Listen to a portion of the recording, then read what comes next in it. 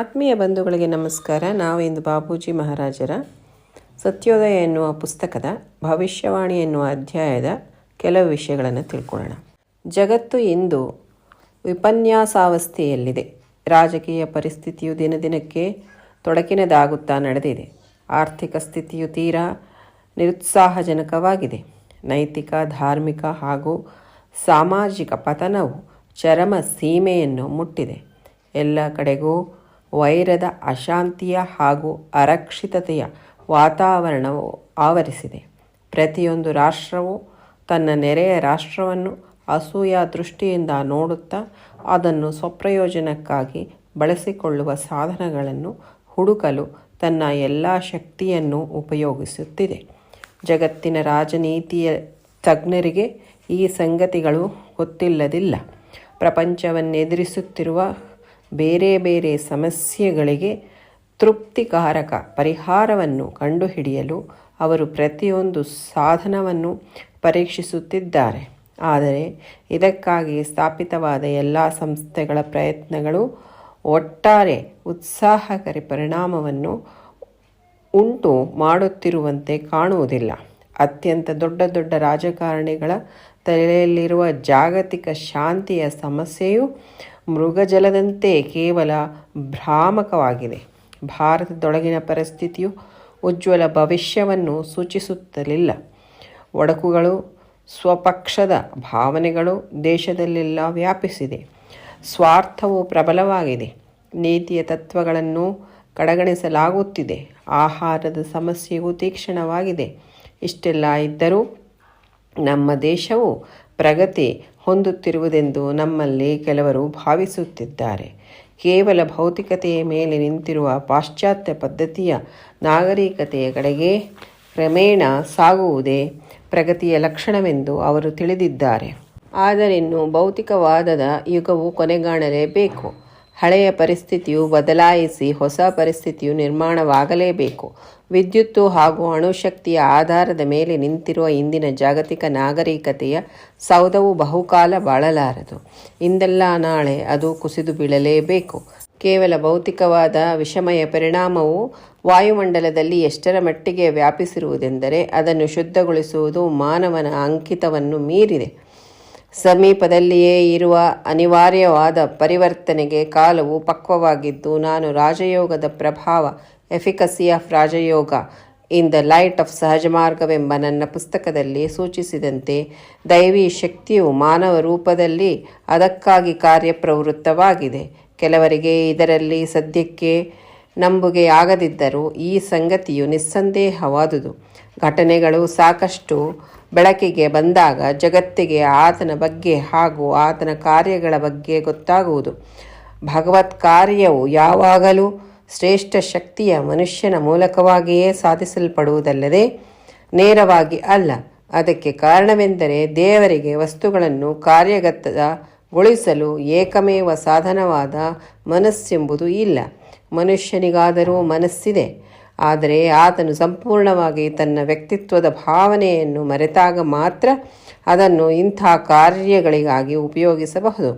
ಅವನು ಪೂರ್ಣ ಆತ್ಮನಿರಾಸವನ್ನು ಹೊಂದಿದ ಮೇಲೆ ಅವನಲ್ಲುಳಿಯುವುದು ಮಾನವೀಯ ಮನಸ್ಸಲ್ಲ, ಶುದ್ಧ ಮತ್ತು ಪರಾಸ್ಥಿತಿಯ ದೈವಿ ಮನಸ್ಸು. ಮಾನವ ದೇಹದಲ್ಲಿದ್ದಂತೆ ತೋರಿದರೂ ಇಂಥ ದೈವಿ ಮನಸ್ಸಿನ ಮೂಲಕವಾಗಿಯೇ ಪ್ರಕೃತಿಯು ಕೆಲಸ ಮಾಡುವುದು. ಇಲ್ಲಿ ಬಾಬೂಜಿ ಮಹಾರಾಜರು ತಮ್ಮ ಭವಿಷ್ಯವಾಣಿಯನ್ನು ಹೇಳ್ತಾ ಇದ್ದಾರೆ. ಇವತ್ತಿನ ಪ್ರಪಂಚ ಹೇಗಿದೆ ಅಂತಂತಂದರೆ ಅದು ವಿಪನ್ನಾವಸ್ಥೆಯೊಳಗಿದೆ. ಅಂತಂದರೆ ಬಹಳ ಕಷ್ಟದಲ್ಲಿದೆ, ದುರಸ್ಥೆಯ ಒಂದು ಸ್ಥಿತಿಯಲ್ಲಿದೆ ಅಂತ ಹೇಳಿ. ರಾಜಕೀಯ ಒಂದು ಪರಿಸ್ಥಿತಿ ದಿನದಿನಕ್ಕೆ ಅದು ಇನ್ನೂ ಗೊಂದಲಮಯವಾಗಲಿಕ್ಕೆ ಶುರುವಾಗ್ಬಿಟ್ಟಿದೆ. ಆರ್ಥಿಕ ಸ್ಥಿತಿ ತೀರಾ ನಿರುತ್ಸಾಹಜನಕವೂ ಆಗಿದೆ ಅಂತ ಹೇಳಿ. ಅದಕ್ಕೆ ನೈತಿಕವಾದಂತಹ ಧಾರ್ಮಿಕ ಹಾಗೂ ಸಾರ್ವಜನಿಕ ಪತನ ಏನಿದೆಯಲ್ಲ ಅದು ಅಂದರೆ ಚರಮ ಸೀಮೆಯನ್ನು ಮುಟ್ಟಿದೆ. ಅಂತಂತಂದರೆ ಧಾರ್ಮಿಕವಾಗಿ, ನೈತಿಕವಾಗಿ ಯಾವ ಒಂದು ಮೌಲ್ಯಗಳಿದಾವಲ್ಲ, ಸಾಮಾಜಿಕವಾಗಿ ಇರುವಂತಹ ಮೌಲ್ಯಗಳೆಲ್ಲನೂ ಪತನದ ಒಂದು ಚರಮ ಸ್ಥಿತಿ ಅಂತಂದರೆ ತುದಿ ಅಂಥ ಒಂದು ಸ್ಥಿತಿಯನ್ನು ಮುಟ್ಟಿಬಿಟ್ಟಿದೆ ಅಂತ. ಅದಕ್ಕೆ ಎಲ್ಲಾದರೂ ನೋಡಲಿ, ನೈತಿಕತೆ ಅನ್ನೋದು ಒಂದು ಇಲ್ಲವೇ ಇಲ್ಲ. ಸಂಸಾರದಲ್ಲಿ ನೋಡಿ, ತಂದೆ ತಾಯಿಗೆ ನೋಡಿ, ಮಕ್ಕಳಿಗೆ ನೋಡಿ, ನೆರೆಹೊರೆಯವರಿಗೆ ನೋಡಿ, ಎಲ್ಲಾದರೂ ನೋಡಿ, ಅಲ್ಲಿ ಇಲ್ಲವೇ ಇಲ್ಲ. ಮತ್ತು ಧರ್ಮದ ಹೆಸರಿನಲ್ಲಿ ಏನೆಲ್ಲ ನಡೀತಾ ಇದೆ ಅದೂ ಅಷ್ಟೇ. ಸಮಾಜದ ರೀತಿಯಲ್ಲಿ ಯಾವ ರೀತಿಯಲ್ಲಿ ಸಮಾಜ ಇರಬೇಕು ಅದಕ್ಕೆ ತದ್ವಿರುದ್ಧವಾಗಿ ಅದೊಂದು ಪತನಾವಸ್ಥೆಯಲ್ಲಿ ಸಾಗ್ತಾ ಇದೆ ಅನ್ನೋದಕ್ಕೆ ಎಲ್ಲರೂ ನೋಡ್ತಾನೆ ಇದ್ದೀವಿ. ದಿನ ಬೆಳಗ್ಗೆ ಎದ್ರೇ ನ್ಯೂಸ್ ಪೇಪರ್ಗಳು, ಟಿ ವಿ ನ್ಯೂಸ್ಗಳು ಎಲ್ಲ ನೋಡ್ತಾ ಇದ್ದರೆ ಇದು ನಮಗೆ ಕಣ್ಣು ಕಟ್ಟದಂಗೆ ಅರ್ಥ ಆಗತ್ತೆ. ಎಲ್ಲ ಕಡೆಯೂ ಏನಾಗಿದೆ, ವೈರದ ಒಂದು ಅಶಾಂತಿಯ ಹಾಗೂ ಅರಕ್ಷಿತತೆಯ ಒಂದು ವಾತಾವರಣ. ಎಲ್ಲಿ ನೋಡಿದ್ರೆ ಒಬ್ರಿಗಂದರೆ ಒಬ್ರಿಗಾಗಲ್ಲ. ಪ್ರತಿಯೊಬ್ಬರು ಮನಸ್ಸಿನಲ್ಲೂ ಅಶಾಂತಿ, ಮನೆಯಲ್ಲೂ ಅಶಾಂತಿ, ಕಡೆ ವಾತಾವರಣ ತುಂಬ ಅಶಾಂತಿ. ಅಷ್ಟೇ ಅಲ್ಲದೆ ಯಾರಿಗೂ ಒಂದು ಸುರಕ್ಷತೆ ಇಲ್ಲ. ಪ್ರತಿಯೊಂದು ರಾಷ್ಟ್ರ ಏನಿದೆಯಲ್ಲ ಅದು ಬೇರೆ ರಾಷ್ಟ್ರವನ್ನು ಅಸೂಯ ದೃಷ್ಟಿಯಿಂದನೇ ನೋಡ್ತಾ ಇದೆ. ಅಣ್ಣ ತಮ್ಮಂದರು ಅಂತ ನೋಡ್ಕೋಬೇಕು, ಅದು ಬಿಟ್ಟು ಅಸೂಯದ ಒಂದು ದೃಷ್ಟಿಯಿಂದ ನೋಡ್ತಾ ಇದೆ. ಅದನ್ನು ಸ್ವಪ್ರಯೋಜನಕ್ಕಾಗಿ ಬಳಸ್ಕೊಳ್ಳಿಕ್ಕೆ, ಸಾಧನಗಳನ್ನು ಹುಡುಕಲಿಕ್ಕೆ ತನ್ನ ಎಲ್ಲ ಶಕ್ತಿಗಳನ್ನು ಉಪಯೋಗಿಸ್ತಾ ಇದೆ. ಅದು ನಮಗೆ ದಿನ ಬೆಳಗ್ಗೆ ಎದ್ದುಕೊಳ್ಳೋಣ ನ್ಯೂಸಲ್ಲಿ ನಾವು ಓದ್ತೇವೆ. ಜಗತ್ತಿನ ಒಂದು ರಾಜನೀತಿಯ ತಜ್ಞರಿಗೆ ಈ ಸಂಗತಿಗಳು ಗೊತ್ತಿಲ್ಲದಿಲ್ಲ. ಎಲ್ಲರಿಗೂ ಗೊತ್ತಿದೆ. ಇದು ಪ್ರಪಂಚವನ್ನು ಎದುರಿಸಲಿಕ್ಕೆ ಬೇರೆ ಬೇರೆ ಸಮಸ್ಯೆಗಳನ್ನು ಬೇರೆ ಬೇರೆ ರೀತಿಯಲ್ಲಿ ಪರಿಹಾರವನ್ನು ಹುಡುಕಲಿಕ್ಕೆ ಪ್ರತಿಯೊಬ್ಬರೂ ಸಾಧನೆಗಳನ್ನು ಅಳವಡಿಸ್ಕೊಳ್ತಾ ಇದ್ದಾರೆ. ಆದರೆ ಇದಕ್ಕಾಗಿ ಸ್ಥಾಪಿತವಾಗಿರುವಂಥ ಎಲ್ಲ ಸಂಸ್ಥೆಗಳು ಪ್ರಯತ್ನಗಳು ನಡೀತಾ ಇದ್ದಾವೆ.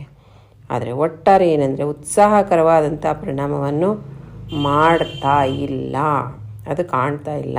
ಅತ್ಯಂತ ದೊಡ್ಡ ದೊಡ್ಡ ರಾಜಕಾರಣಿಗಳು ತಲೆಯಲ್ಲಿರುವಂತಹ ಜಾಗತಿಕ ಶಾಂತಿಯ ಒಂದು ಸಮಸ್ಯೆ ಏನಿದೆಯಲ್ಲ ಅದು ಮೃಗಜಲದಂತೆ. ಅಂತಂತಂದರೆ ನಾವು ಈ ಬರಡು ಪ್ರದೇಶಕ್ಕೆ ಹೋಗಿರ್ತೇವೆ ಅಂದರೆ ಅಲ್ಲಿ ಏನೂ ಇರುವುದಿಲ್ಲ, ಕೇವಲ ಒಂದು ಉಸುಗು ಮಾತ್ರ ಇರ್ತದೆ ಅಲ್ಲಿ. ಅಂಥ ಮರುಭೂಮಿಯಲ್ಲಿ ಏನಾಗುತ್ತೆ, ಮೃಗಜಲ ಅಂತ ಹೇಳ್ತಾರೆ. ಮೃಗಜಲ ಅಂತಂದರೆ ಅದು ದೂರದಿಂದ ನೋಡಿದ್ರೆ ನೀರಿದ್ದಂಗೆ ಅನಿಸುತ್ತೆ, ನೀರು ಥರ. ಆದರೆ ಅಲ್ಲಿ ಹೋದರೆ ಅಲ್ಲಿ ನೀರಿರುವುದಿಲ್ಲ. ಆದರೆ ಅದನ್ನು ನಾವು ಆಳಕ್ಕೆ ತೋಡಿದರೆ ಎಲ್ಲೋ ಸ್ವಲ್ಪ ನೀರು ನಮಗೆ ಸಿಕ್ಕತ್ತೆ. ಅದನ್ನು ಮೃಗಜಲ ಅಂತ ಹೇಳ್ತಾರೆ. ಅಂದರೆ ಕೇವಲ ಭ್ರಾಮಿಕವಾಗಿರುವಂಥದ್ದು, ಅಲ್ಲಿ ನೀರಿರುವುದಿಲ್ಲ. ಆ್ಯಕ್ಚುಲಾಗಿ ನಿಜಕ್ಕೆ ಹೇಳಬೇಕು ಅಂತಂತಂದರೆ ಅದಾದರೆ ಅದೊಂಥರ ನೀರು ಹರಿತಾ ಇರೋ ನದಿನೋ ಅಥವಾ ಏನೋ ಒಂದು ಹೊಳೆನೋ ಥರ ಕಾಣುತ್ತೆ ದೂರದಿಂದ ನೋಡೋಕ್ಕೆ. ಅದಕ್ಕೆ ಮೃಗಜಲ ಅಂತ ಹೇಳ್ತಾರೆ. ಭಾರತದೊಳಗಿರುವಂಥ ಪರಿಸ್ಥಿತಿ ಏನಿದೆಯಲ್ಲ ಉಜ್ವಲ ಭವಿಷ್ಯವನ್ನು ಸೂಚಿಸ್ತಾ ಇಲ್ಲ. ಒಡಕುಗಳು, ಸ್ವಪಕ್ಷದ ಭಾವನೆಗಳು ದೇಶದೊಳಗೆ ವ್ಯಾಪಿಸ್ಬಿಟ್ಟಿದೆ. ಸ್ವಾರ್ಥ ಪ್ರಬಲವಾಗಿರೋದ್ರಿಂದ ಆ ನೀತಿಯ ತತ್ವಗಳೇನಿದೆಯಲ್ಲ ಅದೆಲ್ಲನೂ ಕಡೆಗಣಿಸಲಾಗಿದೆ. ಸ್ವಾರ್ಥ, ಎಲ್ಲರಿಗೂ ತಾವು ದುಡ್ಡು ಗಳಿಸ್ಬೇಕು ಅಥವಾ ದೊಡ್ಡವರಾಗಿಸ್ಕೋಬೇಕು ಅಥವಾ ಇನ್ನೊಂದು ಮಾಡಬೇಕು ಅನ್ನೋದರಲ್ಲಿ ನೀತಿಯ ಒಂದು ತತ್ವ ಏನಿದೆಯಲ್ಲ ಅದು ಪೂರ್ತಿ ಕಡೆಗಣಿಸಲಾಗೋಗಿದೆ. ಆಹಾರ ಸಮಸ್ಯೆ ತೀಕ್ಷ್ಣವಾಗಿದೆ. ಇಷ್ಟೆಲ್ಲ ಇದ್ದರೂ ನಮ್ಮ ದೇಶ ಪ್ರಗತಿ ಹೊಂದ್ತಾ ಇದೆ ಅನ್ನೋಂಥ ಒಂದು ಭ್ರಮೆಯೊಳಗಿದ್ದಾರೆ ಜನಗಳು ಅಂತ ಹೇಳ್ತಾ ಇದ್ದಾರೆ. ಕೇವಲ ಭೌತಿಕತೆಯ ಮೇಲೆ ನಿಂತಿರುವಂಥ ಪಾಶ್ಚಾತ್ಯ ಪದ್ಧತಿ ನಾಗರಿಕತೆ ಏನಿದೆಲ್ಲ ಕಡೆಗೆ ಕ್ರಮೇಣ ಸಾಕ್ತಾ ಇದ್ದೀವಿ. ಅಂದರೆ ಕೇವಲ ಭೌತಿಕತೆ, ಪಾಶ್ಚಾತ್ಯ ನಾಗರಿಕತೆ ಇರೋದು ಭೌತಿಕತೆ, ಮೆಟೀರಿಯಲಿಸ್ಟಿಕ್ ಲಿವಿಂಗ್. ಆ ಕಡೆನೇ ಆಧ್ಯಾತ್ಮದ ಕಡೆಗೆ ಅವರಿಗೆ ಶೂನ್ಯ ಅಂತಲೇ ಹೇಳ್ಬೋದು ಅವರ ನಾಗರಿಕತೆ. ಆದ್ರೂ ಎಲ್ಲೋ ಸ್ವಲ್ಪ ಮಿಣುಕಂತ ಇರುತ್ತೆ, ಇಲ್ಲದೆ ಅಂತೂ ಇಲ್ಲ. ಆದರೆ ಬಾಬೂಜಿಯವ್ರು ಹೇಳ್ತಾ ಇರೋದು ಆ ಕಡೆಗೆ ನಾವು ಸಾಕ್ತಾ ಇದ್ದೀವಿ ಅಂತ. ಅದು ಏನು ಭೌತಿಕವಾದ ಒಂದು ಯುಗ ಕೊನೆಗಾಣಲೇಬೇಕಾಗಿದೆ. ಯಾಕೆಂದರೆ ಅದೇ ದೊಡ್ಡ ಪ್ರಗತಿ ಅಂತ ನಾವು ಭಾವಿಸ್ಬಿಟ್ಟಿದ್ದೀವಿ. ಅಂದರೆ ಯಾರು ಹೆಚ್ಚು ಆಸ್ತಿ ಗಳಿಸ್ತಾರೆ, ಯಾರು ಹೆಚ್ಚು ಬಂಗ್ಲೆಗಳಿದೆ, ಯಾರಿಗೆ ಮನೆಗಳಿದ್ದಾವೆ, ಯಾರಿಗಿದೆ ಹೆಸರಿದೆ, ಅದು ಇದೆ, ಕೆಲಸ ಇದೆ, ದುಡ್ಡಿದೆ, ಇದೆಲ್ಲ ಭೌತಿಕತೆ. ಆಮೇಲೆ ಅದು ಆಯ್ಷಾರಾಮ್ ಅಂತ ಹೇಳ್ತಾರೆ, ಅಂಥ ಎಲ್ಲ ಒಂದು ವ್ಯವಸ್ಥೆಗಳಿದ್ದಾವೆ. ಅದೆಲ್ಲನೂ ಪ್ರಗತಿ ಅಂತ ತಿಳ್ಕೊತಾರೆ. ದೊಡ್ಡ ದೊಡ್ಡ ಫ್ಯಾಕ್ಟ್ರಿಗಳು ಹಾಕಿದ್ವಿ ಅಥವಾ ಅದರಿಂದ ಇನ್ನೂ ಹೆಚ್ಚು ದುಡ್ಡು ಗಳಿಸಿದ್ರು ಅಂತಂದರೆ ಅದು ನಾವು ಪ್ರಗತಿ ಸಾಧಿಸ್ತಾ ಇದ್ದೀವಿ ಅಂತ. ಆದರೆ ನಿಜವಾದಂಥ ಪ್ರಗತಿ ಏನಿದೆ, ಪ್ರತಿಯೊಬ್ಬ ಮನುಷ್ಯನು ತನ್ನಲ್ಲಿ ಆ ಶಾಂತಿಯ ಸ್ಥಿತಿಯನ್ನು ಯಾವಾಗ ಅನುಭವಿಸ್ತಾನೆ, ಯಾವಾಗ ಪ್ರತಿಯೊಬ್ಬ ಮನುಷ್ಯನು ತನ್ನ ನಿಜವಾದಂತಹ ಆ ಒಂದು ನೆಲೆಯನ್ನು ಮುಟ್ಟುತ್ತಾನೆ, ಅದು ನಿಜವಾದಂತಹ ಪ್ರಗತಿ. ಪ್ರತಿಯೊಬ್ಬನು ಆ ಒಂದು ಚರಮ ಗುರಿಯನ್ನು ಯಾವಾಗ ಮುಟ್ತಾನೆ, ಅದು ನಿಜವಾದಂತಹ ಆ ಕಡೆಗೆ ಯಾವಾಗ ಅವನು ತನ್ನ ಪ್ರಯಾಣವನ್ನು ಸಾಗಿಸ್ತಾನೆ, ಅದು ನಿಜವಾದಂತಹ ಪ್ರಗತಿ. ಅದನ್ನು ಬಾಬೂಜಿ ಮಹಾರಾಜ್ ಹೇಳ್ತಾ ಇದ್ದಾರೆ. ಅಷ್ಟೇ ಬಿಟ್ಟರೆ ಭೌತಿಕತೆ ಕಡೆಗೆ ಸಾಗುವಂಥದ್ದಲ್ಲ. ಆದರೆ ಈ ಯುಗ ಕೊನೆ ಆಗಲೇಬೇಕು. ಹಳೆಯ ಪರಿಸ್ಥಿತಿಯು ಬದಲಾಯಿಸಿ ಹೊಸ ಪರಿಸ್ಥಿತಿ ನಿರ್ಮಾಣ ಆಗಲೇಬೇಕು.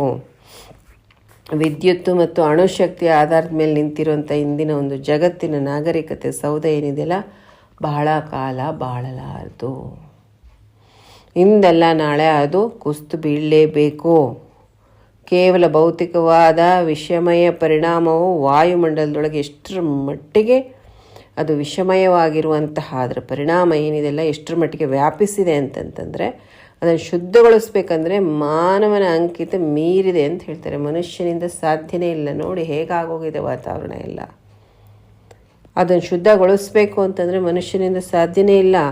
ಸಮೀಪದಲ್ಲೇ ಇರುವಂತಹ ಅನಿವಾರ್ಯವಾದಂತಹ ಪರಿವರ್ತನೆಗೆ ಕಾಲ ಪಕ್ವವಾಗಿದ್ದು, ಬಾಬೂಜಿ ಮಹಾರಾಜರು ರಾಜಯೋಗ ಪ್ರಭಾವ ಅನ್ನುವಂಥ ಪುಸ್ತಕದೊಳಗೆ ಸೂಚಿಸಿದಂತೆ ದೈವಿ ಶಕ್ತಿಯು ಮಾನವ ರೂಪದೊಳಗೆ ಅದಕ್ಕಾಗಿ ಕಾರ್ಯ ಪ್ರವೃತ್ತವಾಗಿದೆ ಅಂತ ಹೇಳ್ತಾ ಇದ್ದಾರೆ. ದೈವಿ ಶಕ್ತಿನೇ ಮಾನವ ರೂಪದಲ್ಲಿ ಬಂದಿದೆ ಅಂದರೆ ಬಾಬೂಜಿ ಮಹಾರಾಜರೇ ಸಾಕ್ಷಾತ್, ಅದು ಬೇರೆ ಯಾರೂ ಅಲ್ಲ. ಕೆಲವರಿಗೆ ಇದರಲ್ಲಿ ಸದ್ಯಕ್ಕೆ ನಂಬಿಕೆ ಆಗದಿದ್ದರೂ ಕೂಡ ಈ ಸಂಗತಿ ನಿಸ್ಸಂದೇಹವಾಗಿರುವಂಥದ್ದು. ಘಟನೆಗಳು ಸಾಕಷ್ಟು ಬೆಳಕಿಗೆ ಬಂದಾಗ ಜಗತ್ತಿಗೆ ಆತನ ಬಗ್ಗೆ ಹಾಗೂ ಆತನ ಕಾರ್ಯಗಳ ಬಗ್ಗೆ ಗೊತ್ತಾಗ್ತದೆ. ಅದಕ್ಕೆ ಭಗವತ್ ಕಾರ್ಯ ಯಾವಾಗಲೂ ಶ್ರೇಷ್ಠ ಶಕ್ತಿಯ ಮನುಷ್ಯನ ಮೂಲಕವಾಗಿಯೇ ನಡೀತದೆ. ಯಾಕೆಂದರೆ ಭಗವಂತನಿಗೆ ಮನಸ್ಸು ಅನ್ನುವಂಥದ್ದು ದೇವರಿಗೆ ಅದು ಇಲ್ಲ. ಮನುಷ್ಯನಿಗಾದರೂ ಮನಸ್ಸಿದೆ. ಆದರೆ ಯಾವ ವ್ಯಕ್ತಿ ಸಂಪೂರ್ಣವಾಗಿ ತನ್ನ ವ್ಯಕ್ತಿತ್ವದ ಭಾವನೆಯನ್ನು ಮರೆತಾಗ ಮಾತ್ರ ಅದನ್ನು ಇಂಥ ಕಾರ್ಯಗಳಿಗಾಗಿ ಉಪಯೋಗಿಸಲಿಕ್ಕೆ ಸಾಧ್ಯ ಆಗತ್ತೆ. ವ್ಯಕ್ತಿತ್ವದ ಭಾವನೆಯನ್ನು ಮರೆತಾಗ ಮಾತ್ರ, ಅಂದರೆ ಸಂಪೂರ್ಣವಾಗಿ ಆತ್ಮ ನಿರಸನದ ಸ್ಥಿತಿಯಲ್ಲಿ ಯಾರು ಇರ್ತಾರೋ ಅಂಥ ಮಾನವನಿಂದಲೇ ಈ ಒಂದು ದೈವಿ ಕೆಲಸ ನಡೀತದೆ. ಯಾಕೆಂದರೆ ಆತನ ಮನಸ್ಸು ಶುದ್ಧ ಮತ್ತು ಪರಾಸ್ಥಿತಿಯ ದೈವಿ ಮನಸ್ಸಾಗಿರುತ್ತೆ. ಮಾನವನ ದೇಹದಲ್ಲಿದ್ದಂತೆ ತೋರಿದರೂ ಕೂಡ ಅಂಥ ಮಹಾಪುರುಷರು ದೈವಿ ಮನಸ್ಸಿನ ಮೂಲಕವಾಗಿಯೇ ಪ್ರಕೃತಿಯ ಕೆಲಸವನ್ನು ಮಾಡ್ತಾ ಇರ್ತಾರೆ. ಇದನ್ನು ಬಾಬೂಜಿ ಮಹಾರಾಜರು ನಮಗೆ ಇವತ್ತು ತಿಳಿಸ್ಕೊಟ್ಟಿದ್ದಾರೆ. ಕಾರಣ ಮಿತ್ರರೇ, ಇವತ್ತಿಗೆ ಈ ಸತ್ಸಂಗವನ್ನು ಮುಗಿಸೋಣ. ಮತ್ತಷ್ಟು ವಿಷಯಗಳನ್ನು ಬರೋ ಸತ್ಸಂಗದಲ್ಲಿ ತಿಳ್ಕೊಳ್ಳೋಣ. ಅಲ್ಲಿವರೆಗೂ ನಮಸ್ಕಾರ.